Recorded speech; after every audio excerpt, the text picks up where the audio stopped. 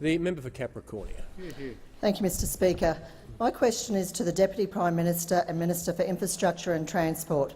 Will the Deputy Prime Minister outline to the House how this government's infrastructure investment pipeline is driving record jobs growth across the country, particularly in my electorate of Capricornia?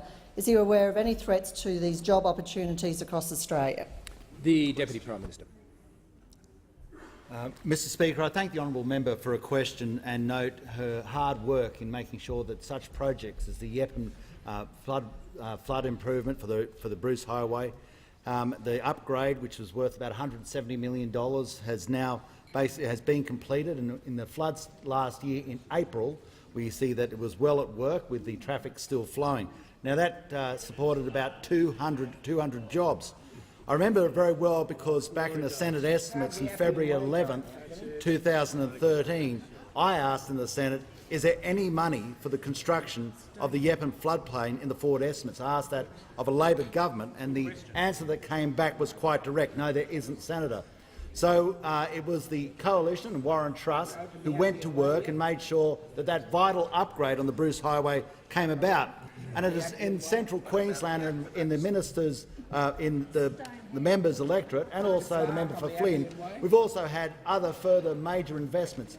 Notably amongst them would be the in excess of $190 million that the Commonwealth put towards defence spending there, in addition to the $2 billion that our allies, the Singaporean government, invested in Rockhampton. This shows substantial investment in central Queensland.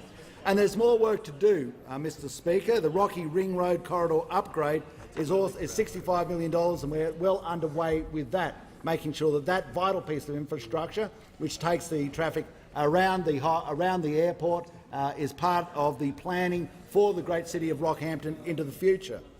Now, of course, we have to have a vision for our nation, and of course the vision for our nation is quite closely attached to the money that our nation can earn.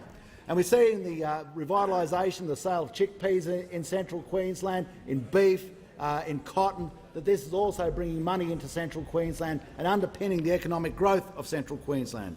What would be of great assistance to central and northern Queensland would be the further opening of the Galilee Basin. The Galilee Basin is a vital precinct and helps the wealth of the nation. Today we are talking about closing the gap, and the best way to close the gap is for people to have a job. Now, the member for Lindsay thinks that people having a job is, and I quote, boring. But they don't find it boring in Townsville, where the member for Herbert's from, where youth unemployment is in excess of 20%. They don't find having a job boring at all. They find having a job essential. So we need the Labor Party in the current Batman by-election to stand behind the coal workers of the Galilee Basin, to stand behind the coal miners of central Queensland, to stand up for their core constituency and not announce to workers that their lives are boring. And I do not support the member for Lindsay when she says the prospect of them getting a job is boring. We have to make sure that we get the vital infrastructure so they get a job.